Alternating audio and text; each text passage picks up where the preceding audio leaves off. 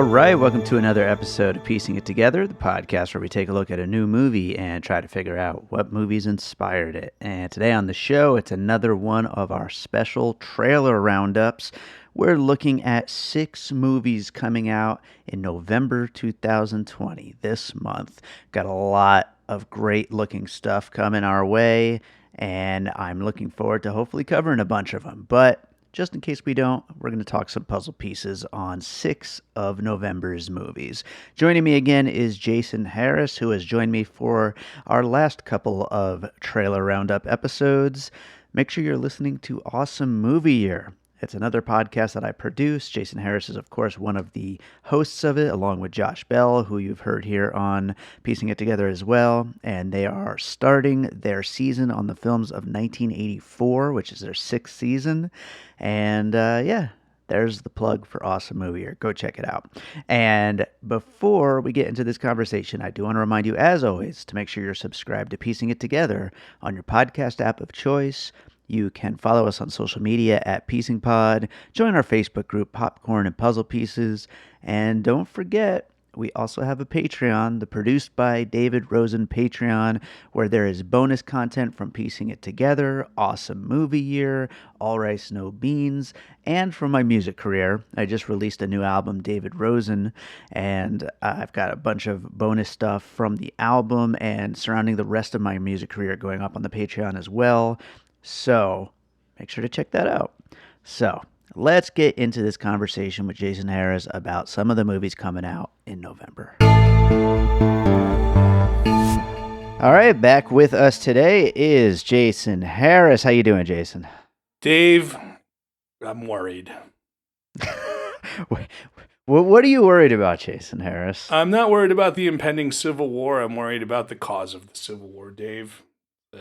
There's a lot of things coming, from many different angles. I guess this would be better on your other podcast, but otherwise things are good. Yeah, maybe we'll get you over there on Bird Road to commiserate about how awful everything is. But it's not terrible, Jason. It's not something that makes me want to die. All the impending films coming to streaming video because you've seen the light on why streaming is so wonderful and essential. And I'm right back to being depressed. But yes, there are a lot of great movies coming out on streaming over the next month. As a matter of fact, while putting together our list for this month, I started seeing what's coming in December. And man, we have a stacked rest of the year. It was pretty difficult to even narrow this conversation down to the 6 that we're going to talk about. Maybe we'll touch on a couple others. But yeah, a lot of good stuff coming, and so this is going to be fun to talk about. Well, Dave, as you know, my goals towards the end of the year is always the same. It is to wear sweatpants and sit on the couch under a blanket and eat cookies and watch movies and ignore all social norms. So this year, I think everyone will be joining me. Yeah, that sounds like a plan. That sounds like what we'll all be doing. But let's talk about some movies. The first one we are going to talk about is coming out just a little bit after Election Day. It'll be in our rear view mirror. Hopefully it'll be good news. But it is called Proxima. And it's a foreign film. It's coming out November 6th on VOD. It's been out for a while overseas. Stars Eva Green and Matt Dillon. And it's about a woman trying to balance her life as an astronaut, going to a space station with her family life and her daughter. What'd you think about this one? Dave, first of all, I think you're mistaken assuming that it'll all be over on Election Day, Dave. I already told you about the Civil War that's going to happen. I thought it looked fine. It's familiar territory. Sure. We've seen a lot of these. I think there's a comedy here if you want to have a female astronaut with a newborn baby and she accidentally gives it powdered milk instead of breast milk. That's just good stuff right there. Of course it's not. Good. You're right, everybody. It looks okay. You want my first puzzle piece, Dave? Yeah, give them all. Let me hear what you got, and then we'll see what I got. Okay, I went with Gravity, obviously female astronaut who went on a mission to sadly get over the death of her daughter. I went with Interstellar, which is about a man who is trapped in space only to get spend an entire lifetime to go back to see his daughter. And once he sees her, she's like, you probably don't want to see me. Go back to space. So that was a real rewarding ending, wasn't it, Christopher Nolan? Sure was. And just for fun, I put Space Camp, the 1980s film, because I like the training montage in this one, and I like the training montage in Space Camp. That's a nice curveball right there. I like it. Speaking of the training montages, I thought of First Man, which of course another movie about the push pull between the job of being an astronaut and trying to actually have a family and have that life as well. I also thought of Lucy in the Sky, which I never actually saw, and I know got really critically panned with Natalie Portman, but. Again, it does seem to, like you said, this has been something that's been being explored a lot lately with astronauts and dealing with that push-pull. And then just one other one, I thought mainly based on a very cool and synth-heavy score in that trailer. I don't know for sure if that's going to follow through into the film, but I thought of Apollo 11, the documentary, which has one of the better scores of the last few years. And some great music in this trailer. Yeah, I'm bummed that I missed that Apollo 11 when they put it in the theater there really quickly for like one showing it at 2 p.m. on a Wednesday afternoon. Yeah. That was really good release schedule. So it was worth it. Yeah, so this will be interesting. Eva Green, Matt Dillon, and it's like partially in French, partially in English, and why not? Yeah, looks good.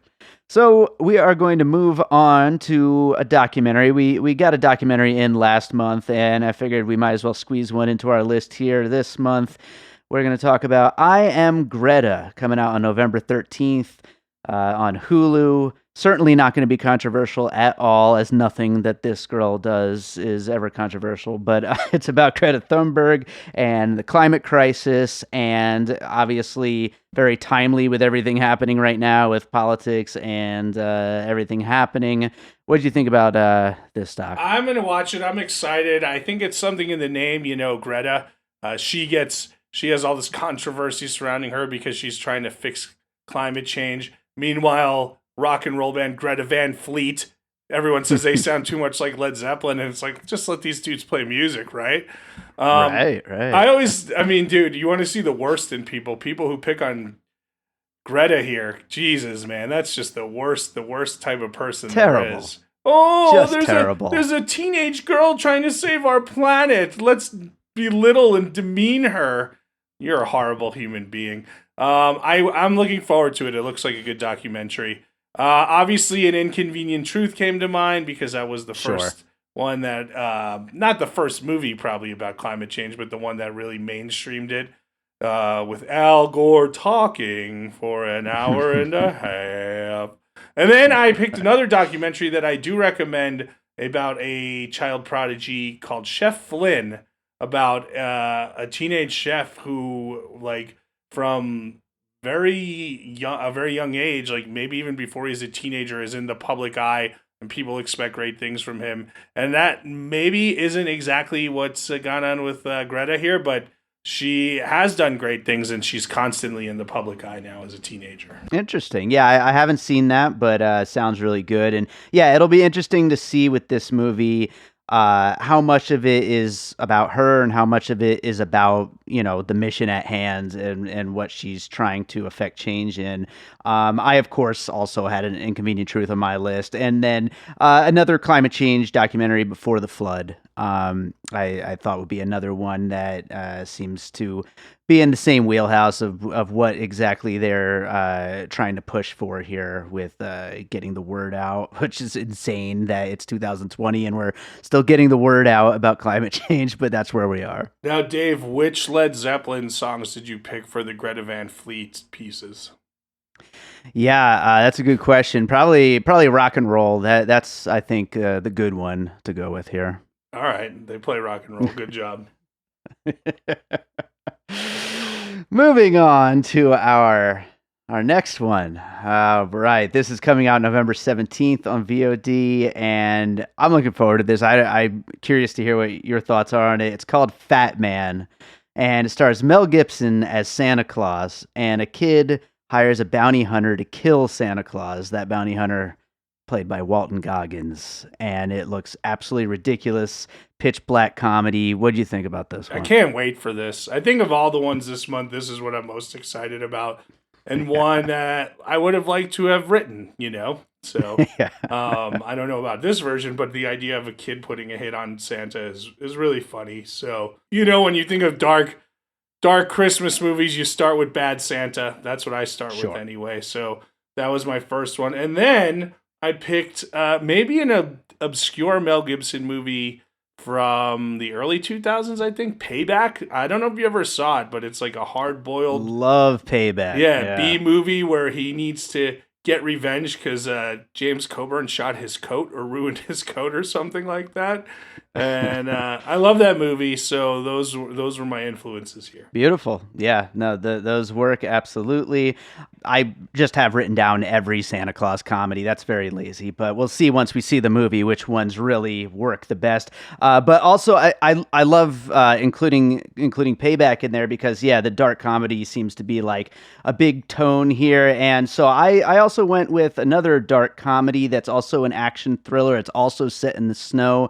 It's the Liam Neeson film Cold Pursuit, which really grew on me after when I first saw it. I didn't really like it very much because I kind of don't think they sold that movie very well on the dark comedy that it was going to be. And I went in expecting just a Liam Neeson thriller, and I was like, what the fuck is this? This is Yeah, I don't know insane. anything But about it, but I'm gonna watch it now because I like dark comedies and I like Liam Neeson thrillers. So, yeah, so it definitely combines those things in a Dave, way. And yeah. let me tell you Hmm. something about Liam Neeson.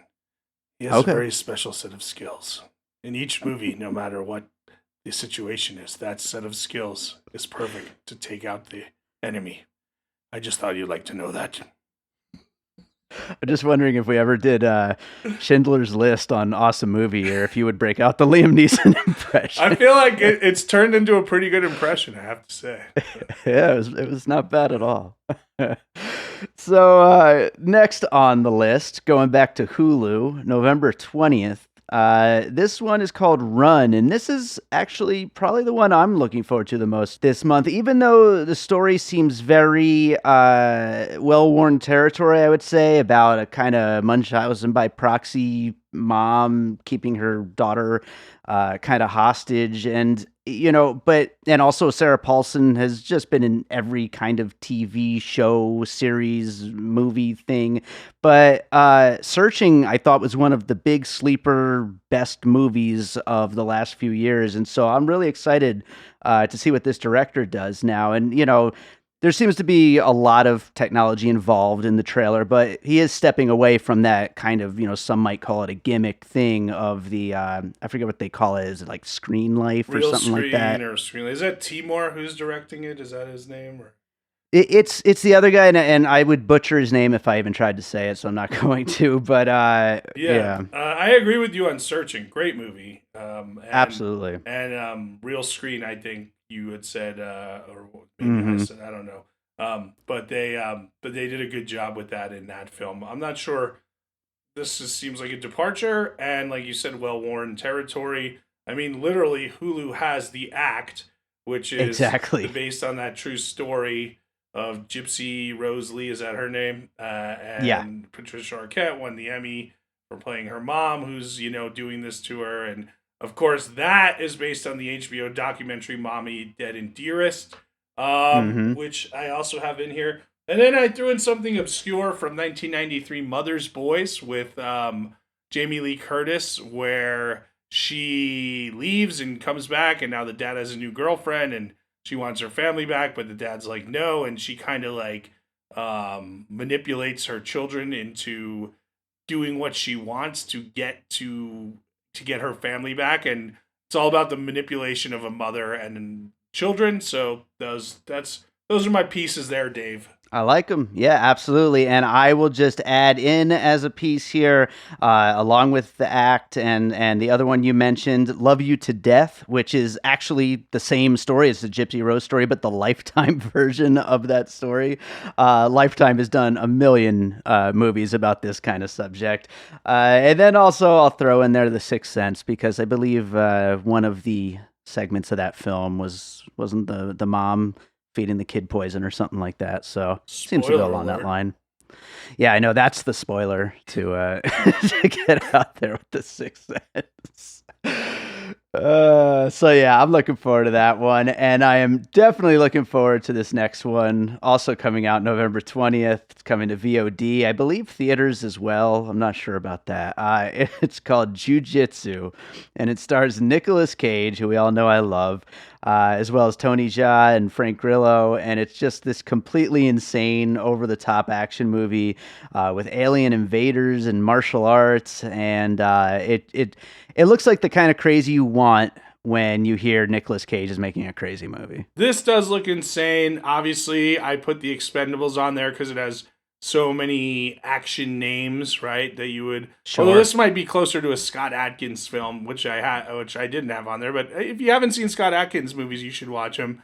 I thought this kind of like alien coming from another realm, and Nicolas Cage has to play like this kind of guru who teaches someone how to defeat him. That kind of reminded me of The Matrix, that Morpheus Neo thing. Yeah, I can see that. And it's balls to the wall, so I have Crank on there. And of course, my last influence is Donkey Fuck Monkey Boner karaoke shit pants, because what the fuck is happening here? Yeah, I think you're right on that one. I could probably just move on and just that sums it all up.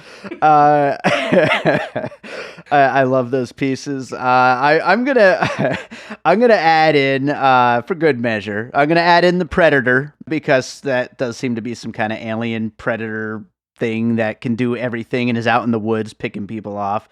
And I'm going to add in the one that I was reminded of the most, actually, The Great Wall with Matt Damon as this white guy who comes in and helps this giant army battle giant monsters on the Great Wall of China, which is a very stupid movie, very ridiculous. But if you're a fan of giant monsters, is kind of fun, I thought. So I never saw it, but yeah, but I can't recommend highly enough Donkey Funk Monkey Boner karaoke shit pants. So I'm gonna need to get the spelling of that from you for the puzzle piece list in the show notes. So, All right.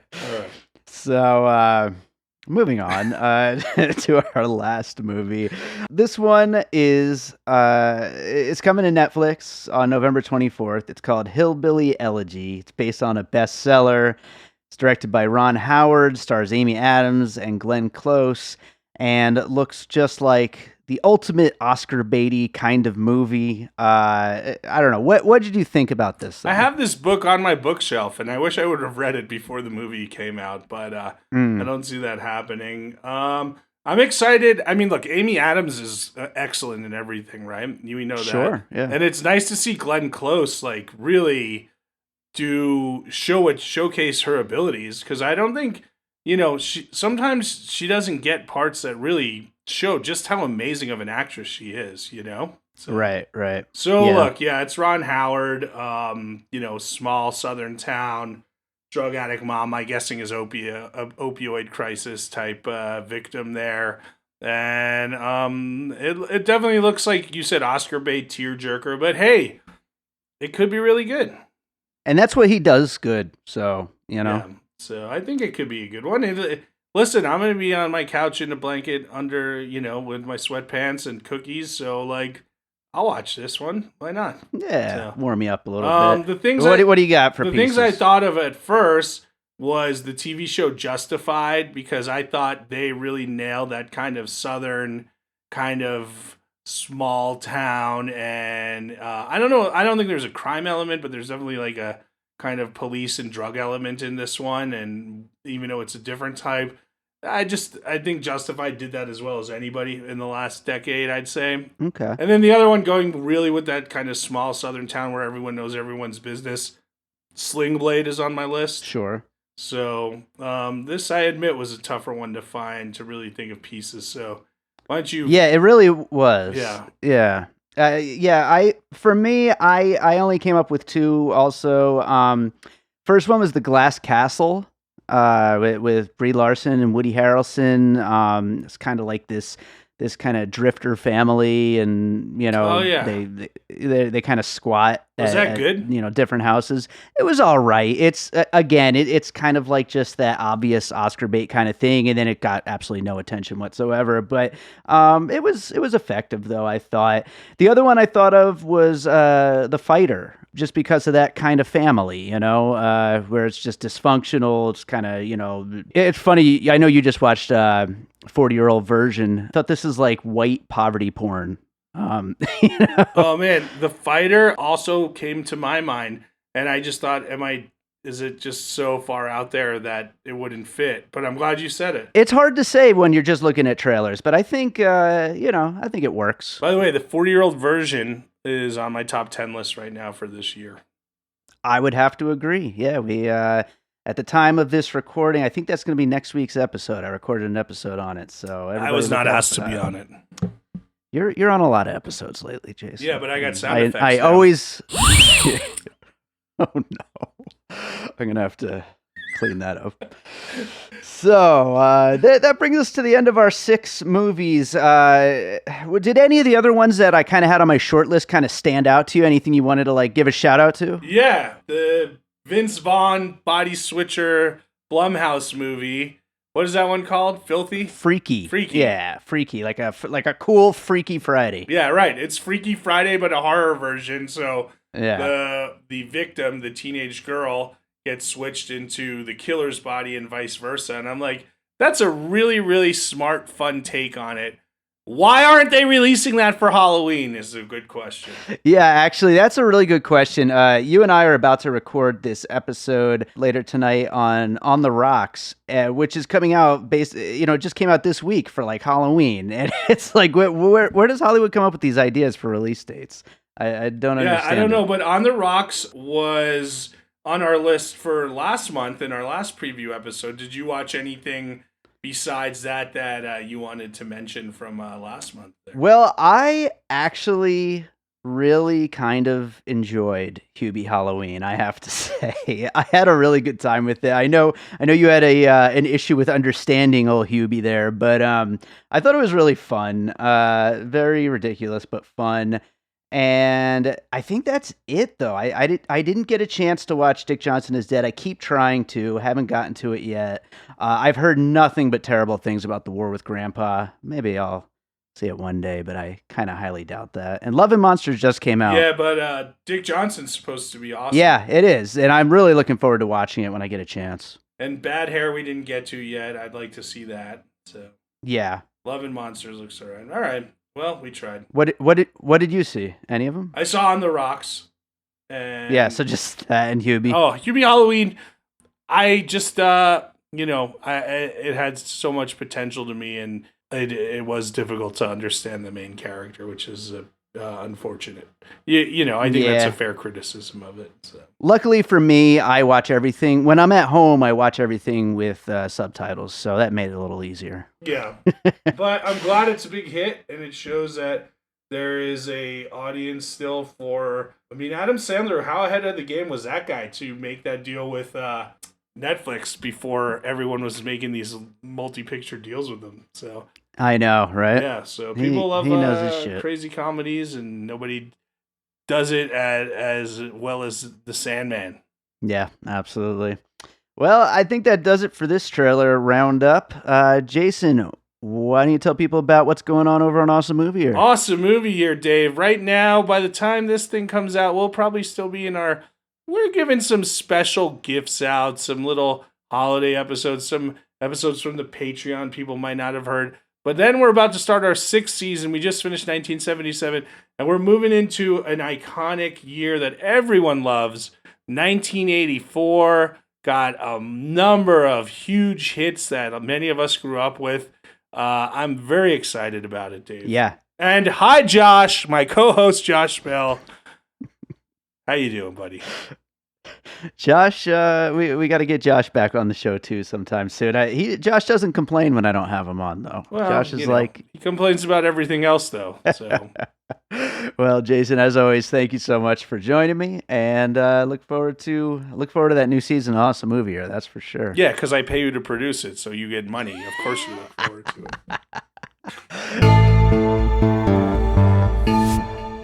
Hello, everyone. My name is Matt Neglia, and I am the host of the Next Best Picture podcast, part of the Film Entertainment Awards website, nextbestpicture.com.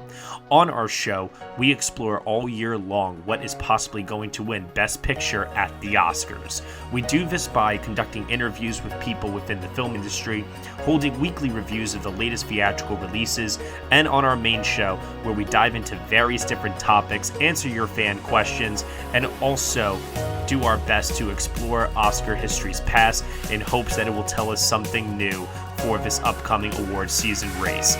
We hope that you will join us on all of the various podcasting networks. We look forward to seeing you over at nextbestpicture.com.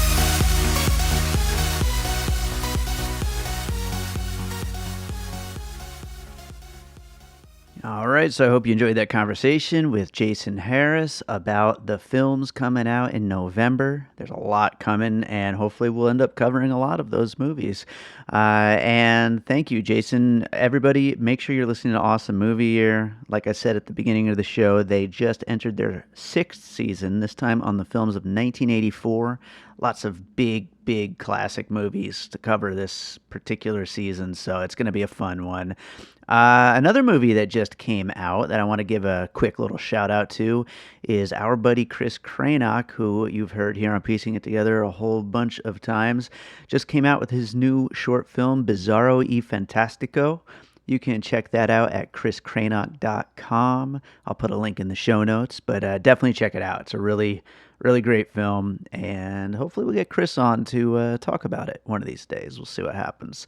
But as always, I do want to thank you all so much for listening to Piecing It Together.